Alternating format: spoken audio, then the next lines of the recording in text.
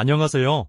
오늘은 스마트폰 활용법 강좌로 카메라로 활용할 수 있는 다양한 기능 사용법을 알아보도록 하겠습니다. 그럼 시작해 볼까요? 카메라 실행합니다. 스마트폰 카메라의 다양한 기능을 활용하기 위해서는 각 기능들을 활성화시켜 줘야 됩니다. 스마트폰 카메라 실행하신 후에 상단에 있는 설정 버튼 누릅니다. 그리고 인텔리전트 기능에 있는 다양한 부가 기능들을 활성화시켜 주시면 됩니다. 우선 문서 및 텍스트 스캔 체크해서 켜주시고요. 그 다음 QR코드 스캔도 켜주셔야 되겠습니다. 일단 이 두 가지 기능을 켜주시면 실생활에 활용도 높은 다양한 기능들을 이용할 수 있습니다. 외부에서 행사장을 방문을 한다든지 또는 매장을 방문을 할 때 요즘은 QR코드를 스캔하라는 안내가 많죠. 이 QR코드는 바코드와는 다르죠. 이 바코드는 제품을 관리하기 위한 코드고요. QR코드는 제품의 정보를 알려주는 코드가 되겠습니다. 지금 약을 하나 가져와 봤는데요. 이 약의 경우 바코드는 스캔이 되지 않지만 QR코드는 비추기만 해도 바로 인식을 해서 아래쪽에 주소가 나오게 되죠. 이 링크 주소를 클릭을 하게 되면 이런 식으로 제품의 상세 정보를 확인할 수 있습니다. 효능 효과라든지 설명서 내용까지 전부 확인이 가능하죠. 그래서 제품에 대한 정보를 잘 모를 경우에는 QR코드 스캐너로 간단하게 찾아줄 수 있습니다. 이번에 보시는 것은 약국에서 주재한 약 봉투인데요. 이 약 봉투에도 이렇게 QR코드가 있는 경우가 있습니다. 이런 경우도 간단하게 QR코드에 있는 링크를 클릭을 하시게 되면 해당 정보를 확인할 수 있죠. 의약품에 대한 다양한 내용을 보여주게 됩니다. 실손보험 청구라든지 복약지도 내용이라든지 이런 것들을 확인할 수가 있죠. 요즘은 QR코드를 많이 활용하기 때문에 QR코드만 잘 이용을 하셔도 실생활에 아주 편리하게 활용할 수 있습니다. 그 다음 서적 같은 경우에도 전부 QR코드가 있죠. 링크를 클릭하시면 정보를 전부 확인할 수 있습니다. 요즘 공산품들은 거의가 QR코드가 있다고 보시면 돼요.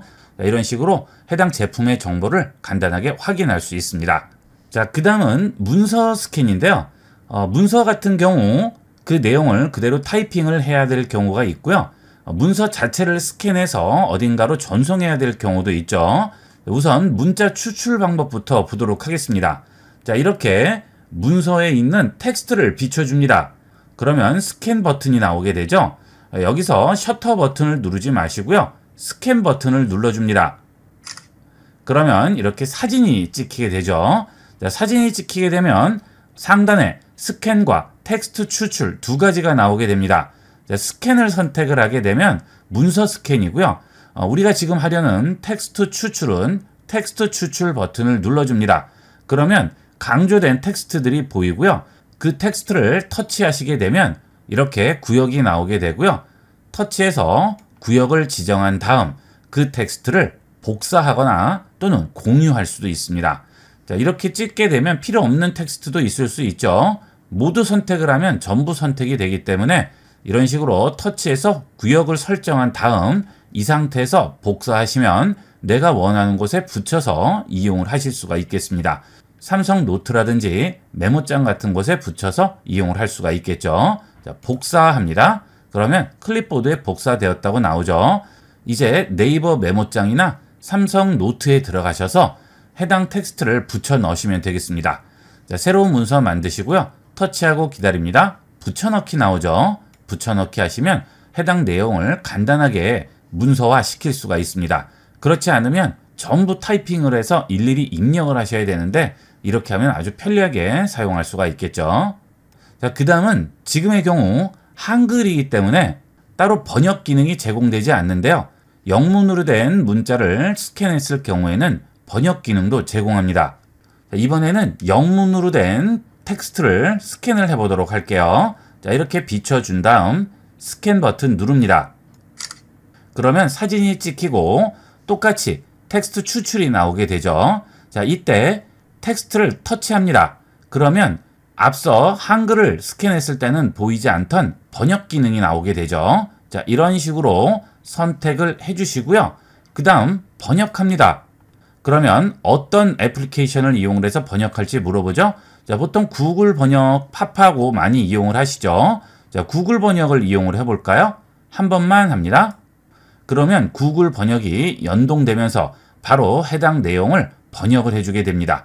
간단하게 번역을 할 수 있어요. 이런 식으로 이용하시면 언어에 상관없이 어떤 문서든 누구나 쉽게 확인할 수가 있겠습니다. 그 다음은 서류나 주민등록증 같은 것들을 복사해서 전송을 해야 하는 경우가 있습니다. 이럴 경우에 스캔 기능을 이용하면 아주 간편하게 스캔할 수 있죠. 그렇지 않으면 또 복사기를 이용해야 되고 복잡한데 간편하게 스마트폰으로 이용할 수 있습니다. 자, 일단 스캔할 문서를 비춰줍니다. 자, 문서를 비춰주실 때 이렇게 기울여서 비춰주지 마시고요. 되도록이면 문서와 스마트폰이 수평이 되도록 비춰주시는 게 좋겠죠. 자, 이렇게 비춰주시면 주위에 노란색 테두리가 나오게 되죠. 자, 이렇게 테두리가 보이면 스캔합니다. 그러면 똑같이 스캔과 텍스트 추출이라고 나오게 되는데요. 이번에는 스캔을 선택합니다. 그러면 내가 구역을 선택할 수 있습니다. 바깥에 있는 배경 같은 것들은 필요 없고 문서 부분만 깔끔하게 스캔을 하고 싶을 경우 이렇게 터치해서 안쪽으로 밀어주면 되겠죠. 지금 같은 경우에는 선을 잡고 움직였기 때문에 위에 있는 포인트와 아래에 있는 포인트가 같이 움직이죠. 자, 그런데 포인트를 잡고 움직이면 이렇게 포인트만 움직이게 됩니다. 상황에 따라서 한쪽이 너무 찌그러져 있으면 포인트만 잡고 움직이시면 되겠고요. 어느 정도 수평이 된 상태에서는 이렇게 선만 잡고 움직이시면 필요 없는 부분은 없애고 문서만 깔끔하게 저장할 수 있습니다. 자, 이렇게 해서 저장을 하시게 되면 지금 기울어진 문서가 바로 펴져서 스캔이 되게 됩니다. 자, 저장해 볼게요. 저장했다고 나오죠? 아래쪽에 있는 사진 눌러봅니다. 자, 그러면 어때요? 스캐너나 복사기로 스캔한 것처럼 아주 깔끔하게 스캔이 됐죠? 그러면 이 스캔한 문서를 카카오톡이나 메시지 앱을 통해서 상대편에게 전송을 하시면 되겠습니다. 자, 그런데 이렇게 수평을 제대로 잡아서 스캔을 하지 않고요. 약간 삐뚤어졌습니다. 자, 이렇게 됐을 경우는 좀 기울여서 삐뚤어지게 찍어보도록 하겠습니다. 스캔합니다. 자, 그러면 스캔 들어가시고요. 지금은 구역이 삐뚤어져 있기 때문에 선을 움직이게 되면 한쪽이 너무 좁아지죠. 자, 이럴 때는 포인트만 잡고 움직이는 거죠. 자, 이런 식으로 포인트만 잡고 움직입니다. 자, 여기도 마찬가지가 되겠죠. 자, 이렇게 포인트만 잡고 움직입니다. 자, 그 다음 저장합니다. 다시 문서로 들어가 볼게요. 자, 그래도 나중에 결과물을 보면 아주 깔끔하게 정확한 문서로 저장이 되죠. 물론 처음에 찍을 때 제대로 찍으면 좀 더 깔끔하게 나오고요. 글씨도 깨끗하게 나옵니다. 되도록이면 깨끗한 상태로 찍어주는 게 좋겠죠. 자, 지금 한 것은 스캔하고 텍스트만 추출했죠. 자, 이번에는 책을 스캔하는 방법을 보도록 할까요? 자, 상단에 설정 버튼 누르시고요. 카메라 설정에서 문서 및 텍스트 스캔 메뉴를 터치합니다. 그렇게 되면 자동 스캔 메뉴가 나오죠. 이 자동 스캔 메뉴는 매번 터치해서 사진을 찍지 않아도 자동으로 문서를 감지해서 스캔이 되게 됩니다. 자, 이런 거는 어디에 쓸까요? 책 같은 것들을 스캔할 때 아주 유용하게 쓰일 수가 있겠죠. 일일이 전부 스캔 버튼을 누르지 않고 여러 장을 스캔할 때는 편리하게 활용할 수 있습니다. 체크해 볼게요. 자, 책을 하나 가져와 봤는데요. 자, 이렇게 펼친 상태에서 카메라를 움직이지 않습니다. 어때요? 자동으로 찍히죠? 자, 그 다음 구역을 잡아줍니다. 자, 저장하겠죠? 자, 그 다음은 다음 장을 넘깁니다. 그리고 또 찍어줍니다. 일일이 셔터를 누를 필요 없이 알아서 자동으로 찍히기 때문에 여러 장의 문서를 스캔할 때는 아주 편리하게 이용을 할 수가 있겠죠. 요즘은 전자문서를 많이 이용을 하시는데요. 개인적인 이런 자료들을 이런 식으로 전자문서로 만들어 두시면 아주 편리하게 활용할 수가 있겠죠. 이렇게 찍어 두시면 전부 갤러리에 저장이 되죠. 그 저장된 파일들을 나중에 PDF로 묶어줄 수도 있겠죠. 그러면 하나의 전자책으로도 만들 수가 있겠습니다. 저장합니다.